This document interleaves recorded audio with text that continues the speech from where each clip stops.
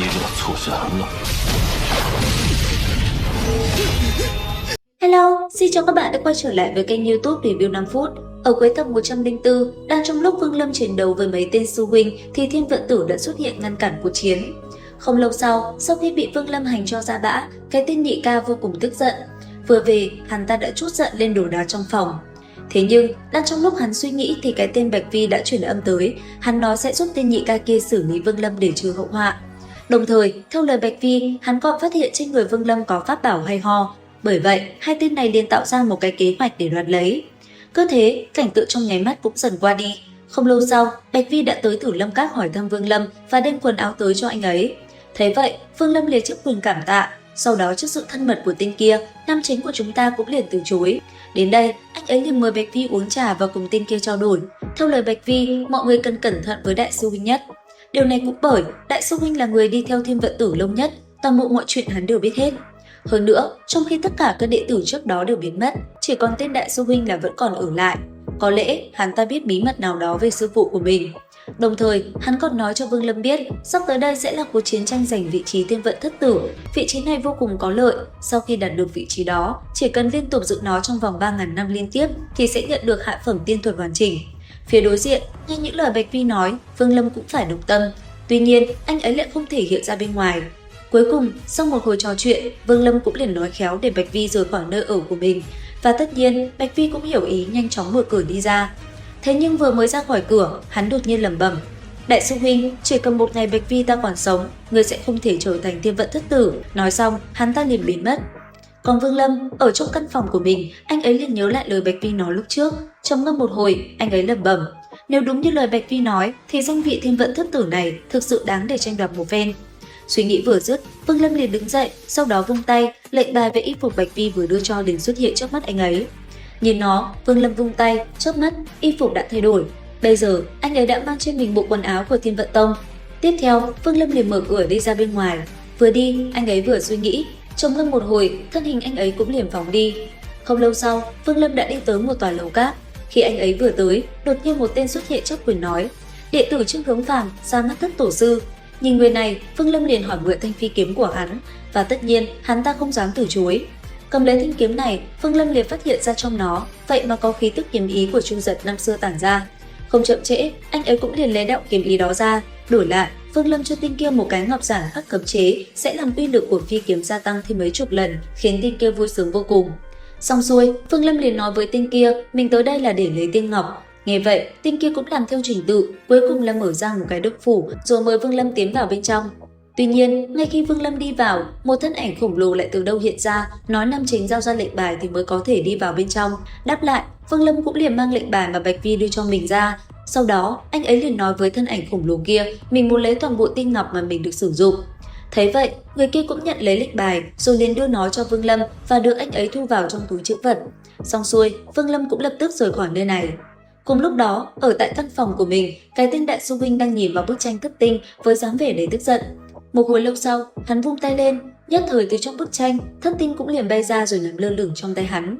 Cầm nó trên tay, gương mặt tên đại sư huynh kia lộ ra sát ý, trong miệng lẩm bẩm nói: phong hào Thiên Vận Thất Tử ta đã đợi suốt 2000 năm, sao có thể dễ dàng nhường cho ngươi? Lời vừa dứt, nắm tay hắn liền bóp lại, thất tinh tan vỡ, sát ý trong mắt hắn theo đó cũng bạo phát, tỏa ra khắp căn phòng. Không lâu sau, ở tại Tử Lâm Các, trong lúc Vương Lâm đang tu luyện thì nữ nhân được xưng là Tử sư tỷ đã tới tìm anh ấy, đồng thời còn có thêm hai người nữa. Vừa tới, nữ nhân kia đã nhìn Vương Lâm nói: lão thất, ta được người khác nhờ vả, không thể không ra tay, xin người thứ lỗi. Nghe vậy, Vương Lâm hiểu được nguy hiểm, ngay lập tức anh ấy liền phóng người đi thoát khỏi đám người đang định vây công mình. Thấy thế, nữ nhân tứ sư tử kia đột nhiên vung tay, sau đó hai tay nàng vừa bắt quyết rồi điểm vào hư không một cái quát: cấm thuật, Nazi. Lời vừa dứt, thân ảnh Vương Lâm và cô ta liền biến mất. Nháy mắt sau, cả hai đã liền xuất hiện ở một nơi hoang vu âm u hẻo lánh. Nhìn qua, xung quanh dường như đều là những cột đá giống một cái trận pháp giam giữ. Đến đây, Vương Lâm muốn thuấn di đi thì không được, anh ấy cảm nhận được đám người kia đã khóa chặt không gian nơi này, nếu giao chiến, chắc chắn mình sẽ thua thiệt. Còn nữ nhân kia, cô ta lại nhìn Vương Lâm nói tiếp: ta hy vọng ngươi ở chỗ này yên tĩnh bế quan 3 năm, sau 3 năm ta sẽ tới thả ngươi ra. Chỉ một cái trận pháp này mà sư tỷ cho rằng có thể vây khốn được tại hạ sao? Sư đệ, trận pháp này chính là do đại sư huynh bố trí, nếu không tuyệt đối nắm chắc, chúng ta sao lại hành động như vậy?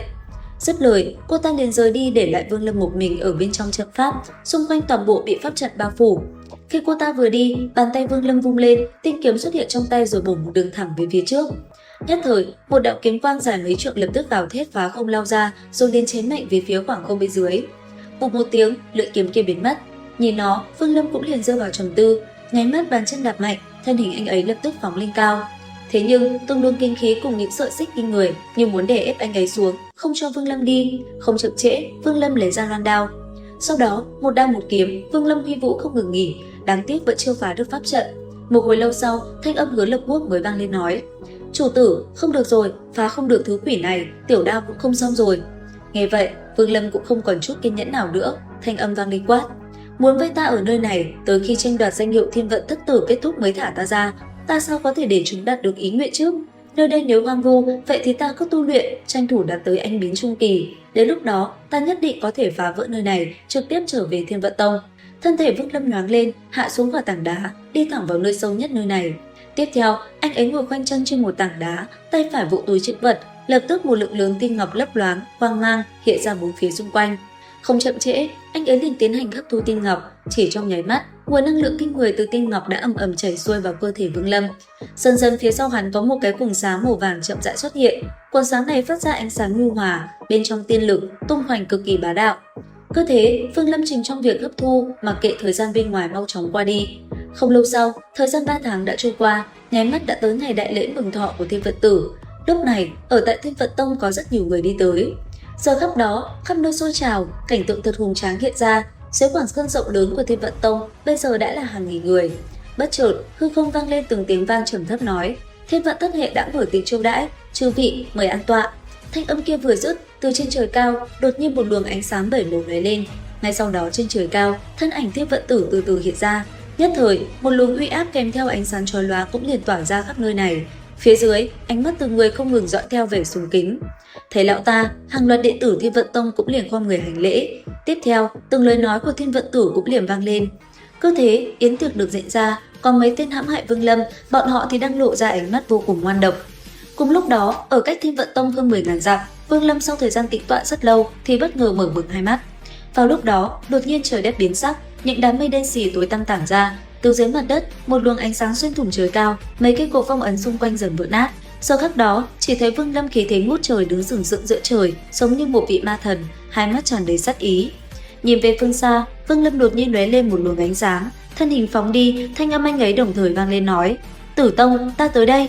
Đến đây thì hết tập 105 tinh nghịch, liệu rằng tập 106 sẽ có gì hấp dẫn? Theo dõi kênh YouTube Review 5 phút để biết thêm chi tiết các bạn nhé. Xin chào và hẹn gặp lại!